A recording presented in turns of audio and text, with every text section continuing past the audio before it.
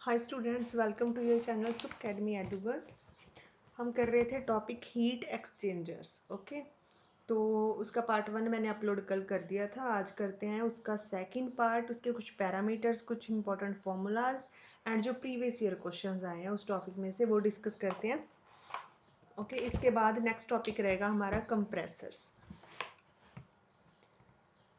और एक बात और बतानी है, जो अभी अभी नोटिफिकेशन रिलीज हुई है कुछ दिन पहले HPCL की तरफ से, जिसमें क्वालिटी कंट्रोल में पोस्ट है जूनियर एग्जीक्यूटिव की।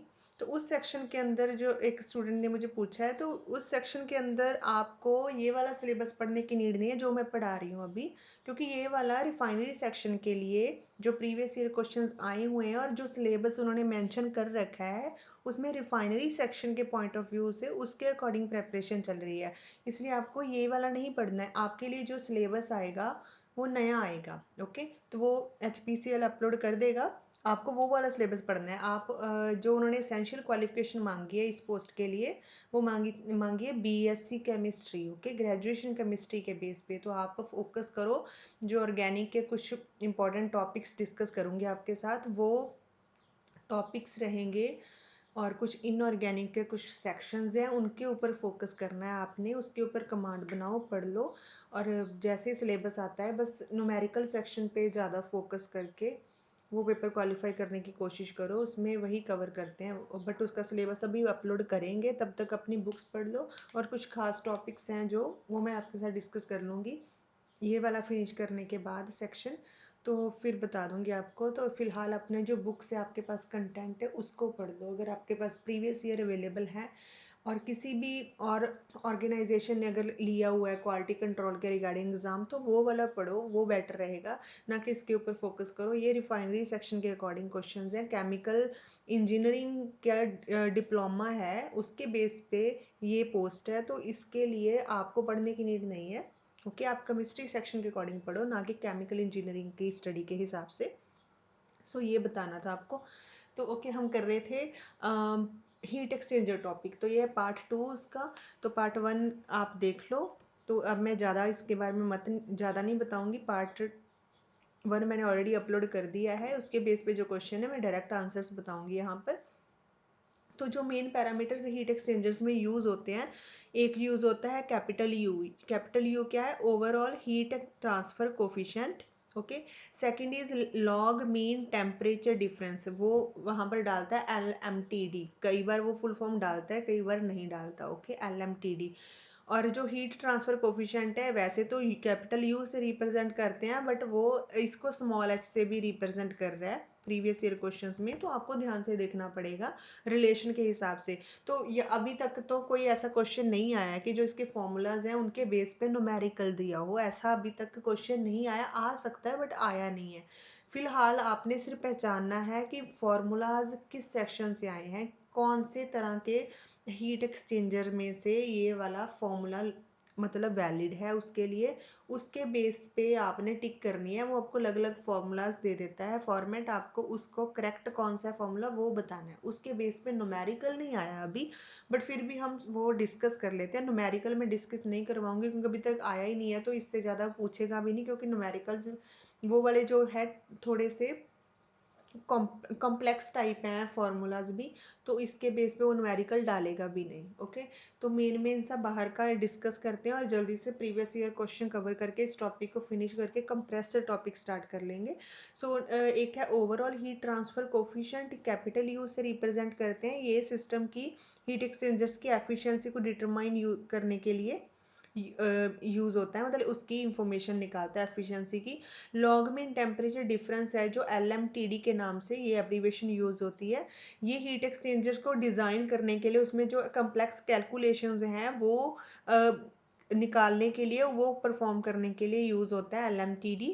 इफ़ेक्टिवनेस क्या हीट ट्रांसफ़र की कितनी हुई है, उस इफ़ेक्टिवनेस को निकालने के लिए इसको स्मॉल साइज से रिप्रेजेंट किया जाता है, और कि इसको इफ़ेक्टिवनेस सिंबल है ये वाला।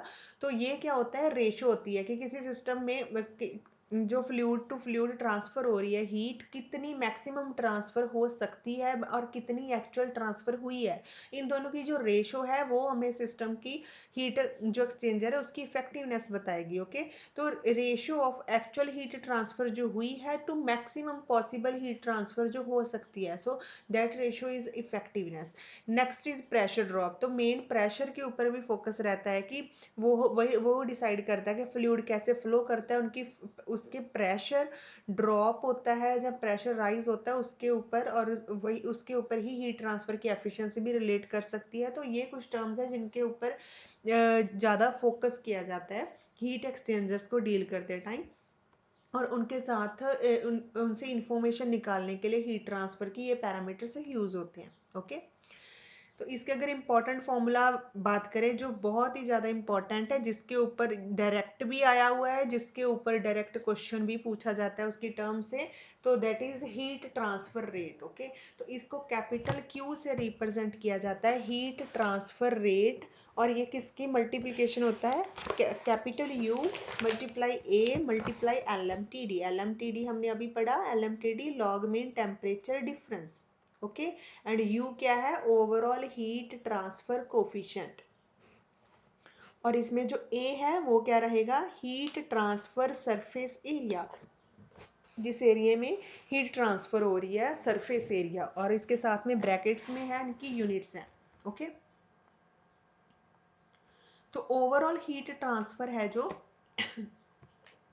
ओवरऑल हीट ट्रांसफर है जो यू, इसमें रेट निकालने के लिए तो रेट को क्यू से रिप्रेजेंट किया जाता है, जो यू है उसकी ये वाली यूनिट है, और ये सिस्टम की इफेक्टिवनेस बताता है हीट ट्रांसफर की। दो फ्लूइड्स के बीच में या दो लेयर्स के बीच में, दो ट्यूब्स की वॉल्स के बीच में जो हीट ट्रांसफर हुई है, उस हीट ट्रांसफर की इफेक्टिवनेस अगर बतानी है तो वो निकलती है इस यू से। Okay, that is overall heat transfer coefficient.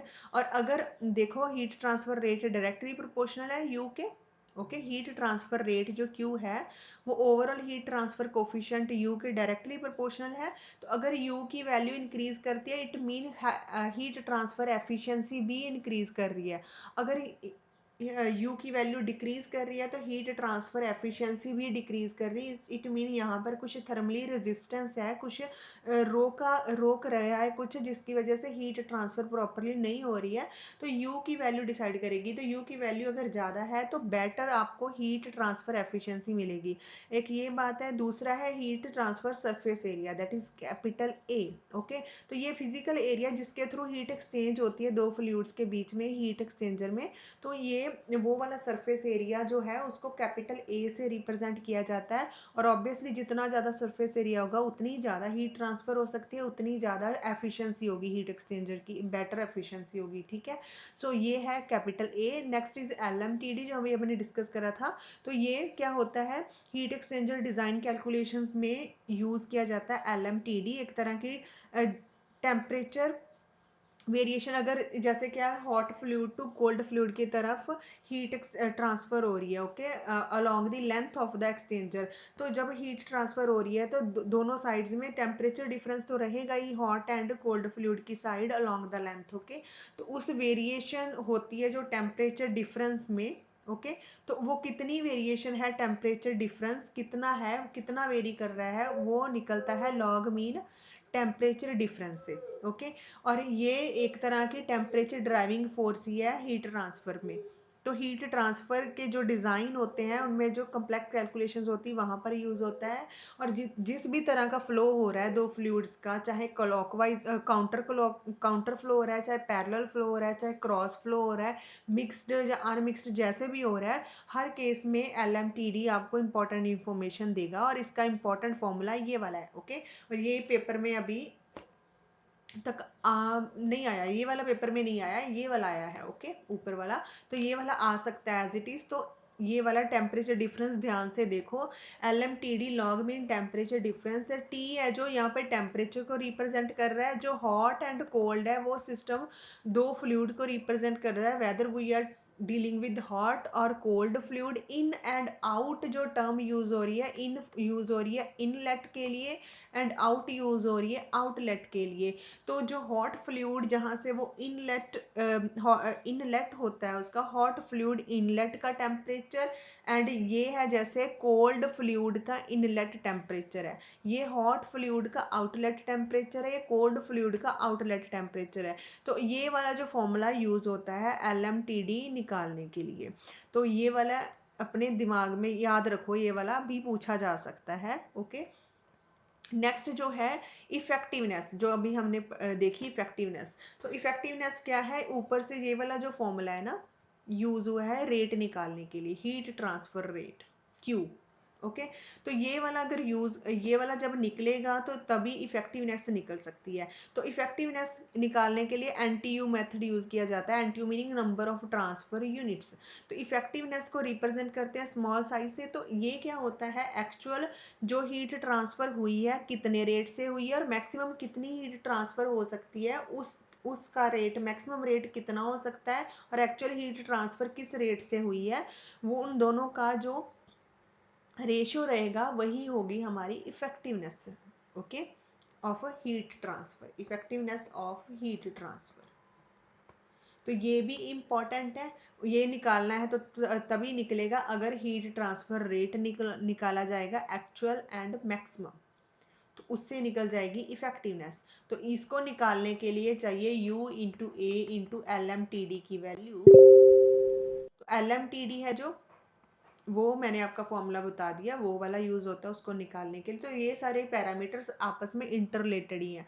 तो एनटीयू मेथड जो मेनली, थोड़ा सा एनटीयू के लिए बता देती हूँ, एनटीयू मेथड है जो इफेक्टिवनेस निकालने के लिए यूज किया जाता है, इसकी फुल फॉर्म है number of transfer units. Okay, तो ये बताता है हीट एक्सचेंजर की कितनी एबिलिटी है हीट को ट्रांसफर करने के लिए।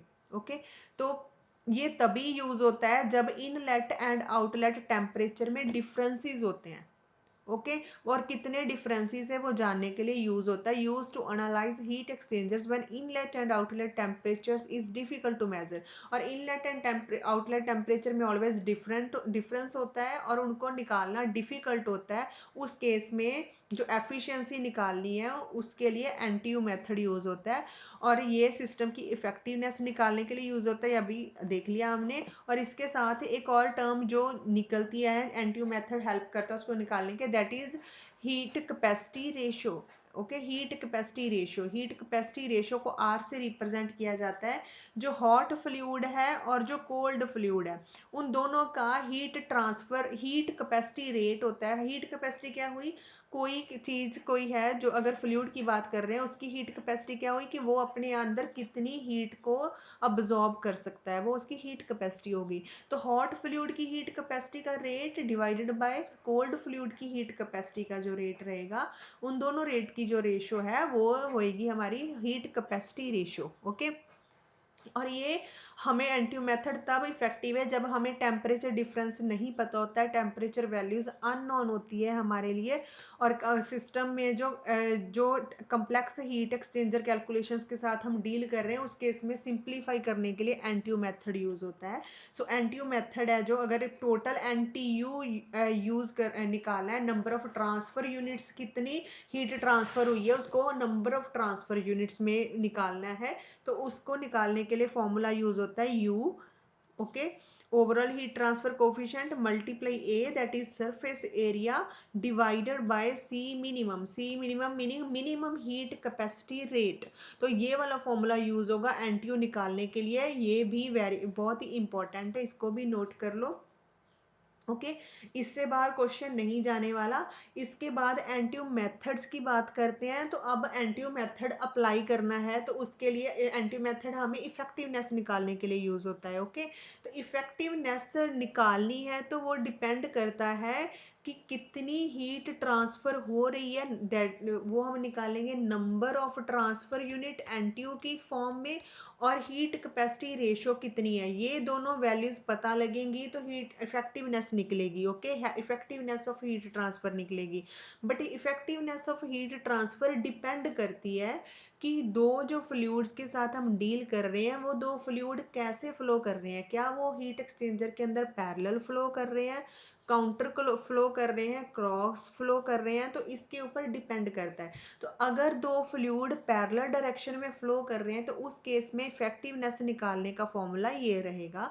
इसको ध्यान से नोट कर लो। अब हो सकता है इस बार क्वेश्चन एज इट इज इसी में से ही आ जाए, ऐसे वो कॉलम दे देगा दो आपको, ऐसे ही फॉर्मूलाज रख देगा, ऐसे हीट एक्सचेंजर के टाइप्स रख देगा। ओके, तो उसमें आपने पिक करना है, रिलेट करना है, कौन से वाला मैच करना है।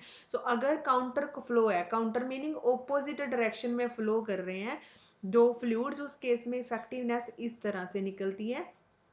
और जो लास्ट वाला है क्रॉस फ्लो, तो क्रॉस फ्लो क्या होता है? क्रॉस फ्लो में जो दो फ्लूइड आपस में मिक्स होते हैं, पहले तो या तो वो मिक्स्ड शो कर सकते हैं या अनमिक्स्ड। मिक्स्ड का मीनिंग ये नहीं कि वो मिक्स हो गए हैं, बट यहाँ पर अलग मीनिंग है। क्रॉस फ्लो का मीनिंग क्या है कि दो फ्लूइड हैं, दोनों ही केस में दो फ्लूइड एक दूसरे के परपेंडिकुलर फ्लो कर रहे हैं। परपेंडिकुलर का फ्लो है अगर, ठीक है, दोनों में 90 डिग्री से फ्लो कर रहे हैं, ऐसे समझ लो आप। तो जैसे वो हमारा था फिन ट्यूब हीट एक्सचेंजर, अगर आपको याद हो मैंने करवाया है पिछली वीडियो में फिन ट्यूब। तो उसमें जो फिन्स में भी फ्लूइड है और जो ट्यूब्स में भी फ्लूइड है, वहां पर जो फ्लो हो रहा है वो हो रहा है क्रॉस फ्लो। ओके, वो क्रॉस फ्लो है। तो उसके बेस पे वो हमारे दोनों फ्लूइड मिक्स तो नहीं हो रहे हैं ना, है तो अनमिक्स्ड ही, तो वो हमारा रहेगा क्रॉस फ्लो अनमिक्स्ड। तो उस टाइप के हीट एक्सचेंजर्स हैं, वहां पर जो अगर इफेक्टिवनेस निकालनी है तो वो इस फॉर्मूला के थ्रू निकलती है, इफेक्टिवनेस ऑफ हीट ट्रांसफर। और इसी तरह एक है cross flow mixed. Cross flow mixed ऐसा हो गया जैसे शेल एंड ट्यूब सिस्टम के अंदर है कि ट्यूब्स में भी फ्लो कर रहा है एक लिक्विड और उसके आसपास जो एरिया है उसमें भी दूसरा लिक्विड फ्लो कर रहा है। इसका मतलब ये नहीं है कि वो मिक्स हो गए हैं। ओके, मिक्स नहीं होते हैं, ऑब्वियसली हीट एक्सचेंजर वहां पर यूज होते हैं जहां पर दो फ्लूइड मिक्स नहीं होते। यहाँ पर मिक्स टर्म का ये है कि मीनिंग कि यहाँ पर दो फ्लूइड्स को डायरेक्टली डील करवाया जाता है। जैसे फिन ट्यूब में दो सेपरेट स्ट्रक्चर्स होती है, एक ट्यूब एक फिन्स, दोनों में फ्लूइड होता है। यहाँ पर क्या होता है, एक ट्यूब है उसके साथ ही बाहर दूसरा फ्लूइड रख दिया जाता है, ट्यूब के अंदर एक फ्लूइड ऑलरेडी पड़ा हुआ है हॉट। तो उस केस में ऐसे करके जो एग्जांपल है वो वहां पर मिक्स्ड टर्म यूज की जाती है। सो क्रॉस फ्लो मिक्स्ड में इफेक्टिवनेस निकालने के लिए ये वाला फॉर्मूला यूज होता है। ओके, क्लियर है ये बात? तो ये बहुत ही ज्यादा इंपॉर्टेंट है, फॉर्मूलाज को ध्यान में रखना है। इसके बेस पे क्वेश्चन तो नहीं आने वाला, बट न्यूमेरिक ये वाला जो फॉर्मूला अपने माइंड में रखना है कि ये वाला किस में आएगा, जब फ्लूइड का फ्लो काउंटर रहेगा, पैरेलल रहेगा, क्रॉस फ्लो रहेगा, क्रॉस फ्लो में मिक्स्ड रहेगा या अनमिक्स्ड रहेगा, उन दोनों के ऊपर भी डिपेंड करता है। तो ये इंपॉर्टेंट है। इस बार इसमें से भी क्वेश्चन आ सकता है, एनटीयू से वो क्वेश्चन पूछता है। क्लियर? अब हम डील करते हैं, ये तो छोड़ दो आप इसको। आगे हम डिस्कस करते हैं प्रीवियस ईयर क्वेश्चंस जो अभी तक आए हुए हैं हीट एक्सचेंजर टॉपिक से। सो जो पिछली वीडियो देख लो आप, उसमें मैंने बता रखा है which of the following heat exchanger. So मैं ज़्यादा एक्सप्लेन नहीं करूंगी इसमें। Which of the following heat exchanger for improving the heat transfer efficiency. तो अगर आपको याद ही हो कि बेफल सब तरह के हीट एक्सचेंजर्स पढ़े थे हमने। सबसे पहले पढ़ा था शेल एंड ट्यूब, और शेल एंड ट्यूब में ही मैंने आपको बताया था एक कंपोनेंट बेफल। ओके, जो सिस्टम को स्टेबिलिटी प्रोवाइड करता है, एक तरह की ट्यूब्स थी। तो वहां पर आप पिछली वीडियो में देख लेना। तो shell and tube heat exchanger वो है जिसमें बेफल्स यूज किए जाते हैं हीट ट्रांसफर एफिशिएंसी को इम्प्रूव करने के लिए। सो फोर्थ ऑप्शन इसमें रहेगा करेक्ट। ओके, नेक्स्ट है which of the following given conditions can induce boiling heat transfer in shell and tube heat exchanger with liquid employed as a cooling medium. Okay, तो क्या कह रहे हैं, कौन सी कंडीशन है जिसमें क्या होता है that can induce boiling heat transfer in a shell and tube। तो boiling heat transfer हो रही है, boiling heat transfer, एक जो फ्लूइड है वो बॉयल कर रहा है, हीट ट्रांसफर हो रही है शेल एंड ट्यूब एक्सचेंजर के अंदर। किसके साथ? उसके साथ जो लिक्विड है, जो दूसरी तरफ लिक्विड डाला गया है as a cooling medium. Okay, तो आपको पता है कि जब फ्लूइड फ्लो करता है ट्यूब साइड में, तो सबसे पहले क्या होता है, वो अपने बॉइलिंग पॉइंट पे आएगा, उसके वेपर्स बबल्स बनेंगे वेपर्स के, और जो हीट रिलीज वहां से जो हीट रिलीज होगी वो ट्यूब्स के आसपास रहेगी, वो ट्रांसफर होने वाली है शेल की साइड जो फ्लूइड है उसमें। तो इस केस में 3-4 ऑप्शंस दिए, when thermal conductivity of shell side fluid is greater than tube side flow, ये भी इनकरेक्ट है। when the heat exchanger operates at pressure significantly greater than, ऐसा मैंने आपको कुछ नहीं पढ़ाया, ऐसा कुछ भी नहीं है। Third is when in order to prevent phase change the temperature difference, temperature difference के साथ ये डील नहीं करता, ये भी इनकरेक्ट ऑप्शन है। when fluid on the side, simple सी चीज पूछी थी उसने कि हीट ट्रांसफर होनी है एक फ्लूइड से दूसरे, जो कूल है मीडियम, कोल्ड फ्लूइड है उसकी तरफ, और बॉइलिंग हीट ट्रांसफर हो रही। बॉइलिंग हीट मीनिंग एक फ्लूइड बॉयल कर रहा है, उसके वेपर्स बबल बन रहे हैं, वेपर्स बन रहे हैं, और जो स्टीम के थ्रू जो हीट ट्रांसफर हो रही है दूसरे फ्लूइड को, सिंपल सी बात थी। तो ये फोर्थ ऑप्शन ही रहने वाला है इसमें। तो क्या है, when fluid on the tube side is at boiling point, vapor bubbles are formed and heat transfer get enhanced. Clear? तो फोर्थ ऑप्शन इसमें करेक्ट रहेगा। Next is which of the following factors does not directly affect the overall heat transfer coefficient in heat exchanger.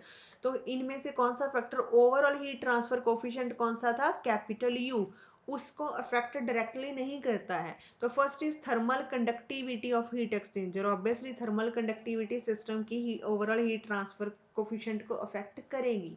Falling on the heat exchanger surfaces, ये भी करेगा। Flow velocity है जो fluids की, वो भी इफेक्ट करेगी। ये तीनों चीजें इफेक्ट करती है। फोर्थ है material of construction of heat exchanger. Heat exchanger का जो मटेरियल ऑफ कंस्ट्रक्शन है वो ज़्यादा डायरेक्टली अफेक्ट नहीं करता है, डायरेक्टली इनडायरेक्टली अफेक्ट करेगा, ऑब्वियसली बात है, material of construction, but directly उसका हीट ट्रांसफर कोफिशिएंट के ऊपर इफेक्ट नहीं पड़ता है। ओके, मेन टेम्परेचर जहाँ पर रोल प्ले कर रहा है, और वेलोसिटी है जो फ्लूइड्स की, उनका फ्लो रेट है, उनका प्रेशर है, वो इफेक्ट करता है ओवरऑल हीट ट्रांसफर कोफिशिएंट को। जो नहीं इफेक्ट करता है that is material of construction directly. Okay, so fourth option जो रहेगा इसमें वो रहेगा करेक्ट आंसर। नेक्स्ट क्वेश्चन है, which of the following is not a feature of a direct fired heater. Direct fired heater का feature नहीं है। First is require a fuel source like natural gas और ऑयल। डायरेक्ट फायर्ड हीटर्स को जो perform करने के लिए natural gas और ऑयल चाहिए होते हैं, तो ये करेक्ट ऑप्शन है। Operate without any combustion process, ऐसा नहीं है, अगर हीटर को आप कंबशन प्रोसेस नहीं कोई दे रहे हो तो वो ऑपरेट नहीं करेगा। इन्होंने बोला ऑपरेट विदाउट अ कंबशन, ऐसा नहीं है, तो ये वाला कंबशन प्रोसेस देनी पड़ती है, होएगी कोई, उसके बाद ही ऑपरेट करेगा। तो फोर्थ ऑप्शन, सेकंड ऑप्शन है दैट इज इनकरेक्ट। सो हमने नॉट वाला ही बताना था, तो सेकंड ऑप्शन हमारा करेक्ट रहेगा। दूसरे भी रीड कर लेते हैं, heat transfer occurs through radiation and convection, ये तो सही है, heat transfer radiation and convection system के थ्रू ही होती है डायरेक्ट फायर्ड हीटर्स के अंदर, एंड कंबशन प्रोसेस तो होती है हीट को जनरेट करने के लिए। थर्ड भी सही है, फोर्थ भी सही है, तो सेकंड ऑप्शन है जो फोर्थ का ऑपोजिट दे रखा था, तो जो नहीं परफॉर्म होता है डायरेक्ट फायर्ड हीटर, उसके ऊपर नहीं चलते हैं, तो उसमें कंबशन प्रोसेस स्टार्ट करवानी पड़ती है। तो ये वाला जो है सेकंड ऑप्शन, ये वाला हमारा रहेगा इसमें करेक्ट। और लास्ट है जो, आई थिंक लास्ट ही है 28th। Okay, which of the following correctly express Newton's law of cooling for convection heat transfer. तो connective heat transfer meaning heat transfer between two fluids without mixing. So convective heat transfer जो convection के through होती है, उसमें हमने बताना है कौन सा इनमें से न्यूटन लॉ है कूलिंग का। तो अगर आप इसमें से ध्यान से देखोगे आपको वही रिलेशन मिलेगा इसमें, अगर ढूंढोगे, heat transfer rate is equal to multiplication of overall heat transfer coefficient surface area into LMTD। अगर ध्यान से समझो LMTD को, LMTD क्या है, टेम्परेचर डिफरेंस, वही पढ़ा है ना हमने, टेम्परेचर डिफरेंस अननोन।